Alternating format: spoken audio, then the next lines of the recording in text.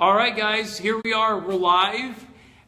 Usually we're doing we're unconditional joy, but I wanted to actually do a live ab workout with you guys.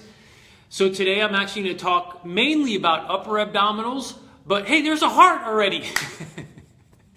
We were going to talk about mainly about upper abdominals, which I will continue to do. Hi, Nancy. However, I will also bisect a little bit the whole abdominal wall again and give you a little kind of a workout that you can go with. So I love all you guys. I see all you guys. So I'm going to back up.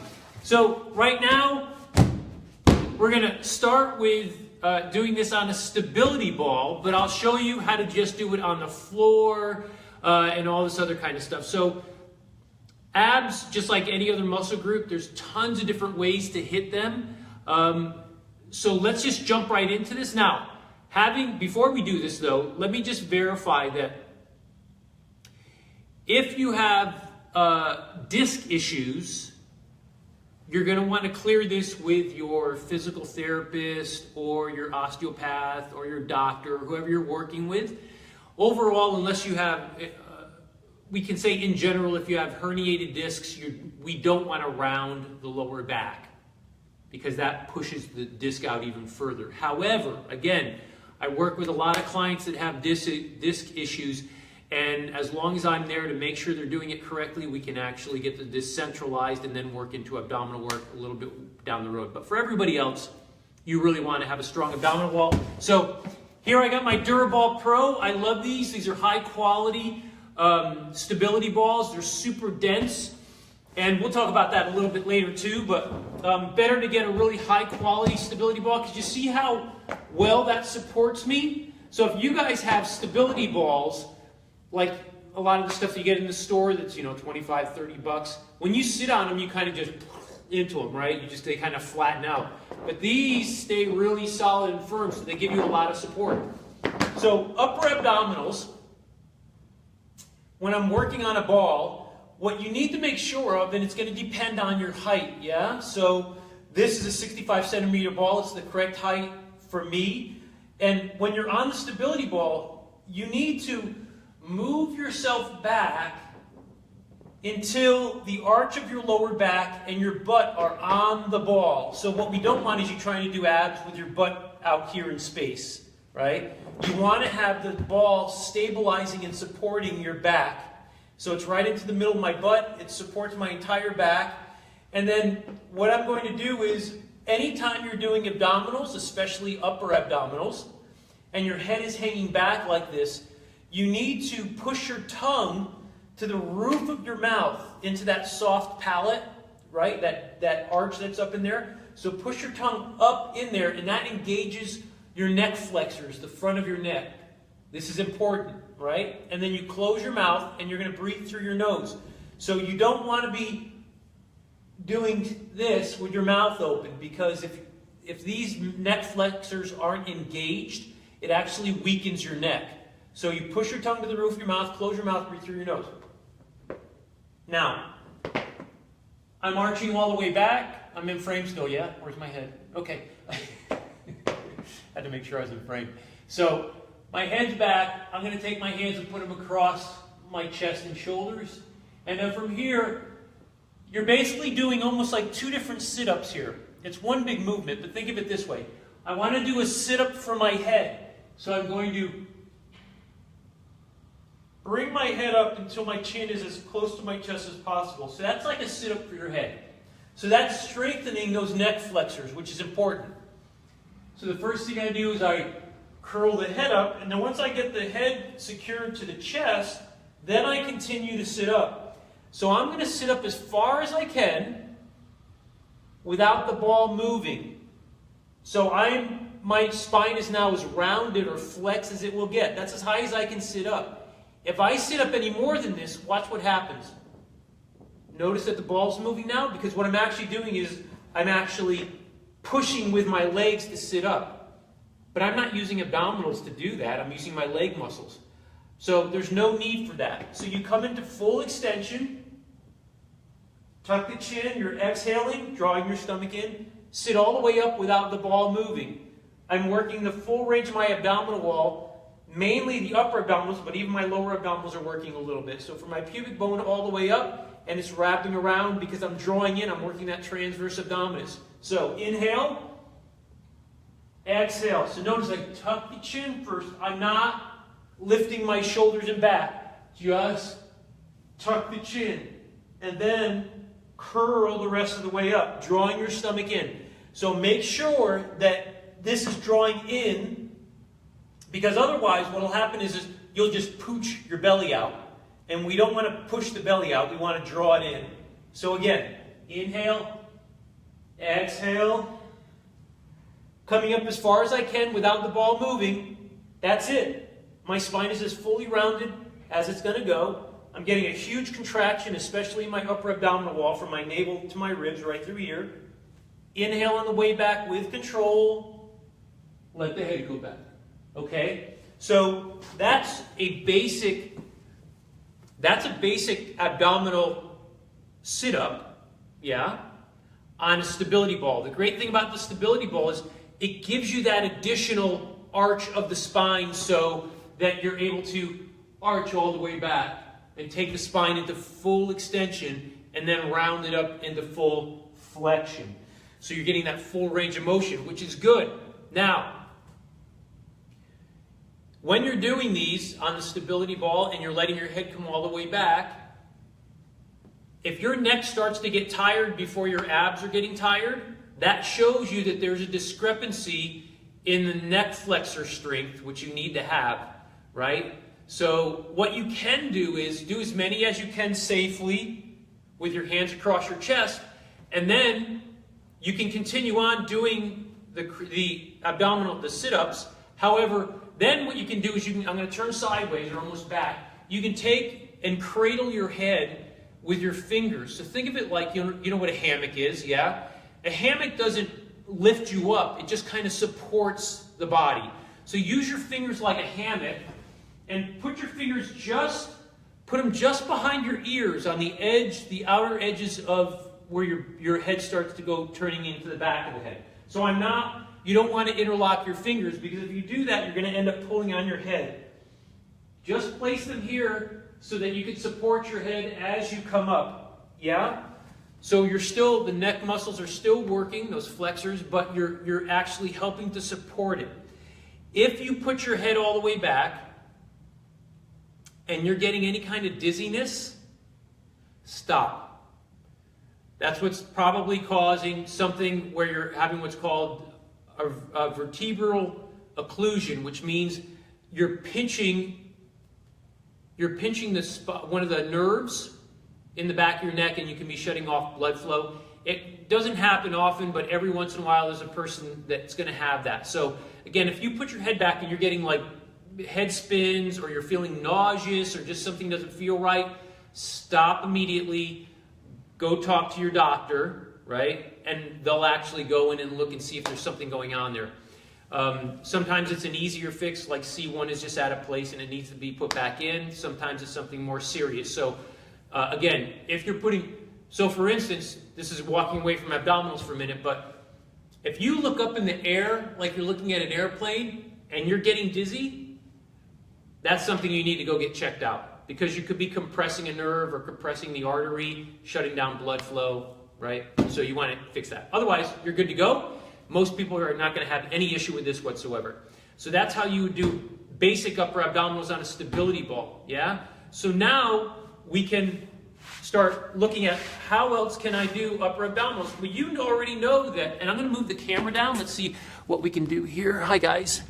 Let me see if I can do this. I'm going to get down low. Does this work? Yeah. Okay, so, all right, so upper abdominals, there's many different ways to do this, but upper abdominals means the upper body is curling up. So with your feet on the ground, knees parallel, so don't let your knees push together and don't let them just flap out. They should just be in neutral position, right? And then so a crunch now, because we're laying on the floor, you're able to go from just this position up into your crunch. So my lower back is staying on the floor, but I'm lifting up until my shoulder blades are off. You're still tucking the chin to the chest first, and then continue to sit up, drawing in. Your butt stays on the ground. Yeah? So that's a crunch. Still okay. I like, again, doing it on the stability ball because I can go beyond this position right here. I can actually arch back even more, which helps stretch the abdominals just a little bit, not a lot, and you have full support from the ball. However, this is perfectly fine. Yeah? And then you have that classic kind of sit-up where I'm going to extend my legs out just a little bit. Yeah, where you're going to sit all the way up. So you would still tuck the chin to the chest and then continue to sit all the way up. My abdominal wall is, I'm still drawing in. And I'm only taking it to the point where I still feel like I have to engage. If I come all the way up like this, they kind of relax. Right? So I want to keep that roughly just so that's fully engaged. And then again, from here, the hands can be at your chest to add more weight, or you can support your head. But again, don't pull on your head. Don't be pulling on your head. Tuck it, continue to sit up, making sure you breathe all the way out. And then you're coming back. You can use your hands to support yourself by putting them on your just behind your legs here. So you can actually use that to help you, and then slow on the way down. Always using control. Yeah, really important. And then from there, you can start adding in all sorts of twists. So again, when we do a rotation to the side, now we're starting to use the oblique muscles more to incorporate that in there, which is a great thing. So you can start using that rotation in your sit-up. So even if you're doing just a crunch, instead of coming straight up, you can come up and over. So I'm twisting, right? So I'm getting that twist.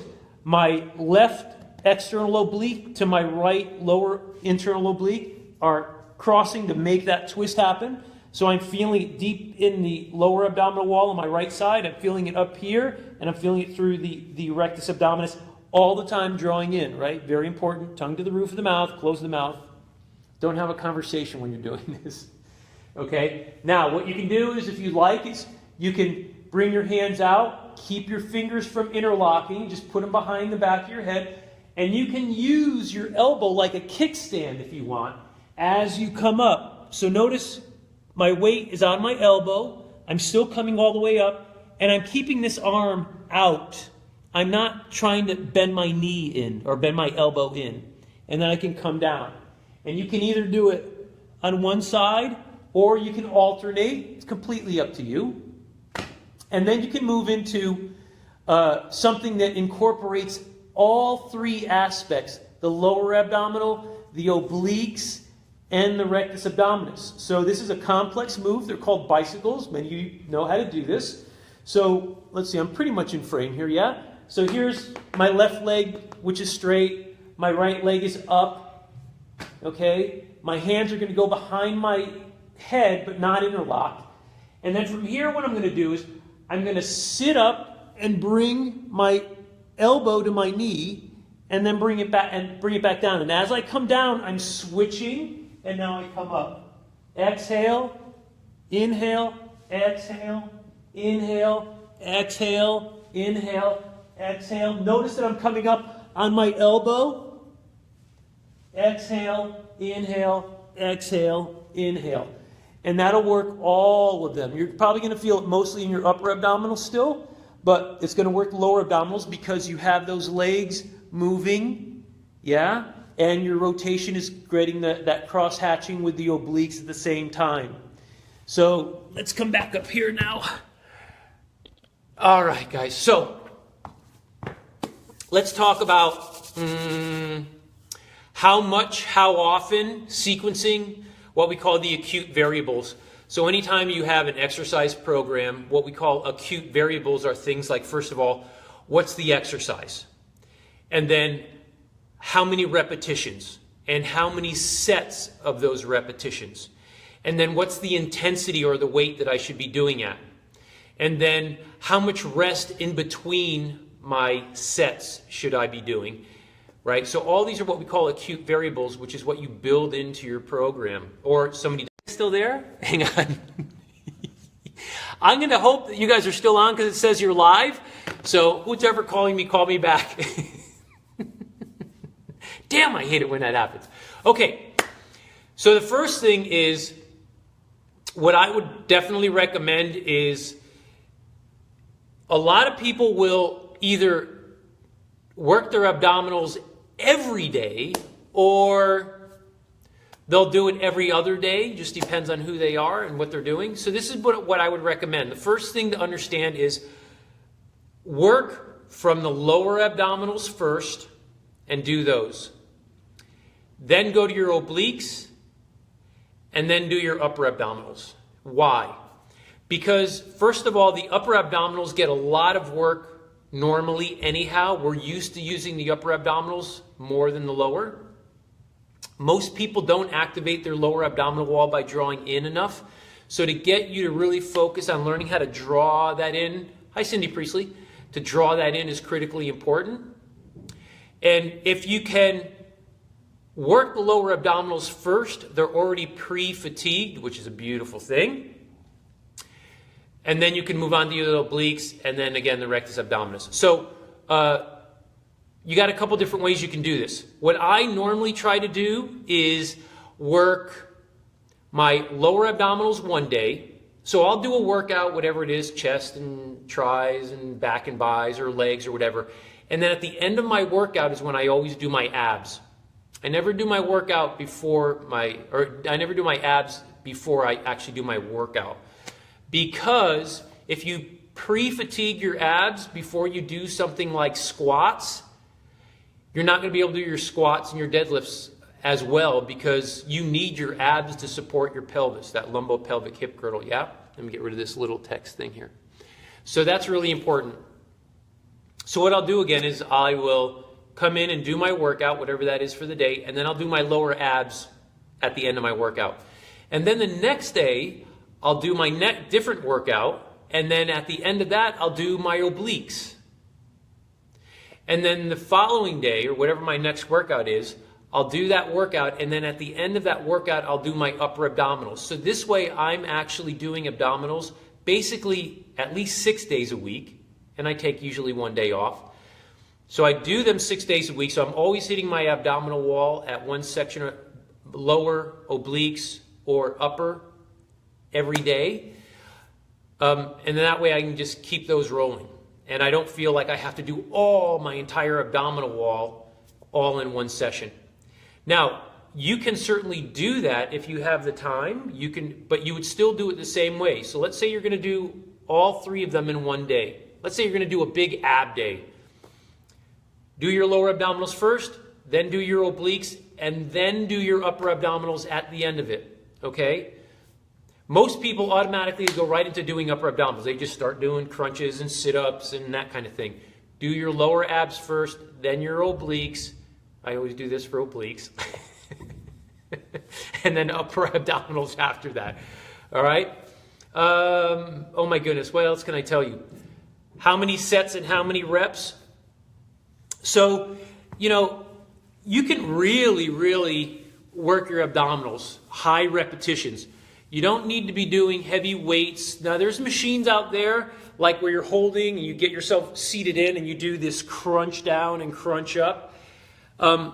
It's not that those are bad, but unless you're really looking to build a thick abdominal wall, and what I mean by that is, again, we talked about like fitness people and professional bodybuilders, male and female.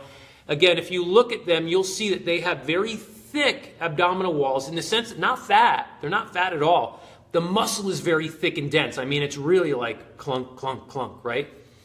Looks awesome on them because they're massive. However, you don't need that kind of muscle unless it's something you're doing for aesthetics, in my view. Okay, you can still have a very strong abdominal wall, still be very lean. You'll still see those segments perfectly well. So what I'm saying is you don't need to be doing heavy weights and or you'll see every once in a while, like actually on the reminder that we were doing this today, the photo of me on the stability ball holding a dumbbell. So that's a what we call a stability ball dumbbell ab curl up. Perfectly fine if you're looking to develop that really thick, dense wall, which is part of what I've always done. Okay, but you don't need to. So you can just use your body weight is what I'm getting at. All right, so just use your body weight. Go for higher repetitions, but don't go fast. Use controlled movement during this whole thing and really work on exhaling when you come up, whether it's your legs coming up or your upper body coming up. Exhale so that you get rid of all the air in your stomach. Does that make sense? Because, let me come down here again, because this is kind of important. Yeah? So, think of this, right? Here's my belly. If I inhale, it's inflated, yeah? Now, if I hold my breath and try to sit up with this air in here, that's as far as I can go. That's it. Because that's stopping me from, it's like having a ball here and trying to roll up and over the ball. It makes no sense. It's like trying to go over a speed bump. You can't. So you're always exhaling. So when you curl up, exhale.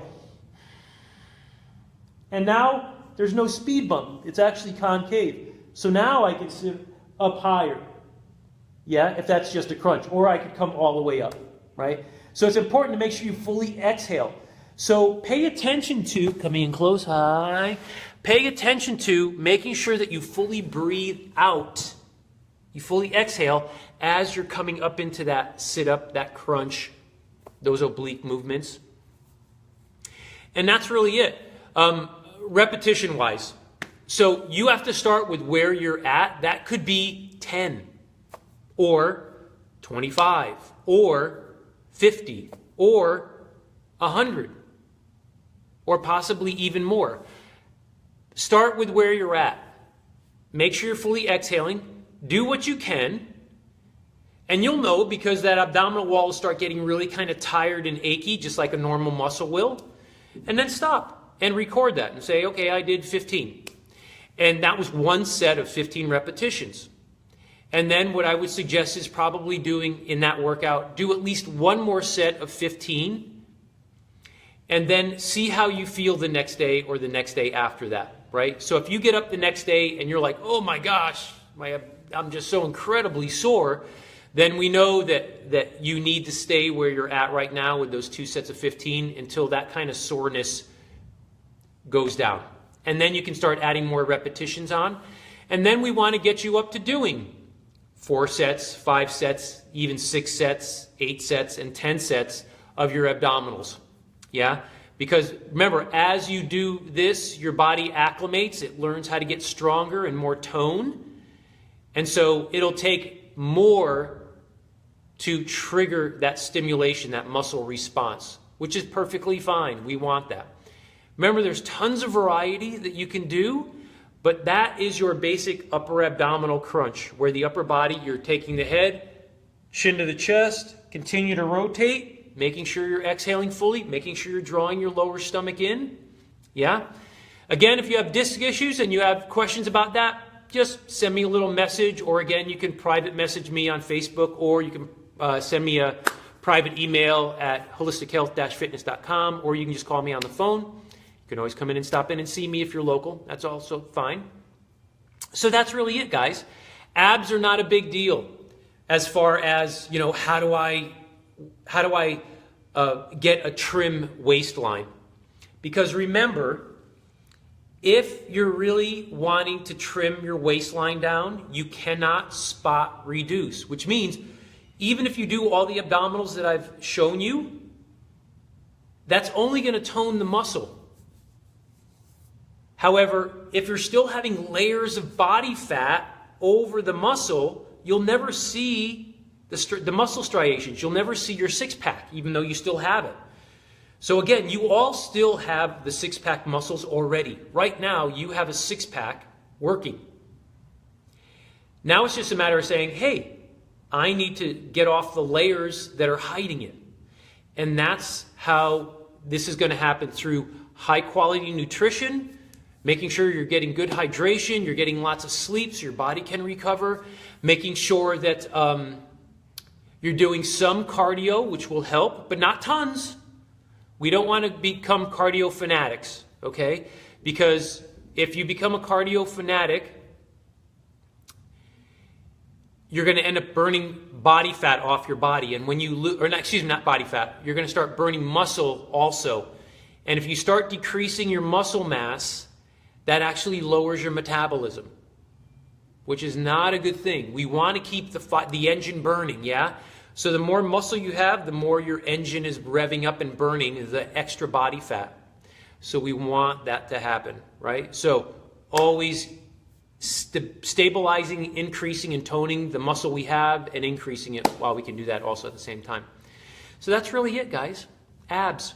Pretty simple, pretty fun. Making sure you're incorporating them. I would tell you at least do it 4 times a week, but you get to decide that for yourself. Again, if you have questions, and you should have questions. You should have questions. I'm giving you tons and tons and tons of information. And if you're actually absorbing all this, then you're a better person than I am. Because after I finish these, I have more questions about, I should have said that, and I should have said this, and I should have said that. So don't be shy. I'm here for you, right? I want you guys to get healthy. I want you to get fit and strong. And as importantly, if not more importantly, I want you to start awakening to this deep, deep, deep sense of well-being and joy in your life, which can be part of every moment by just letting go. Be authentic. Be yourself. Don't try to be the person you think you're supposed to be, that everybody you think wants to see. Let go of all that. And it might be like the first time you've ever really done that. Of saying, well, who am I if I let go of this whole person I think I am? And what's there? There's going to be something that's beyond the person. It's going to be just a deep sense of joy. And if you can start being in that, oh my gosh, that's what you really want. Wait, I'm putting my glasses on because I see a little message. Hang on. Okay, Kathy says she's working on it and she's feeling it. And she's saying, ouch. She says she knows she has 2.5 half packs. She's starting with the 2. That's right. So start with what you got. Get them working. Start eating really well. And again, if you have questions or if there's other things that you want me to talk about, please, please, please send me those subjects. I'm more than happy to talk about them. And let me know. All right, so we have one more video this week. It's going to be for tomorrow. And what I'm going to do is I'm going to go into what we'll just generally call abdominal muscular dysfunctions and injuries. So we're going to talk about, again, what we call a diastasis recti, which is that separation of the six-pack muscles. Yeah. And then we'll talk a little bit about herniations, where there's a herniation. And we'll talk about a couple other things too and how they affect your low back and that kind of thing, okay? So until tomorrow, I'm coming in close because that's the way I am. All right, guys. So until then, take good care of yourself, eat well, love one another, and just remember, I love your guts. Take care, guys. Bye. I can't get it to finish. It doesn't want me to leave.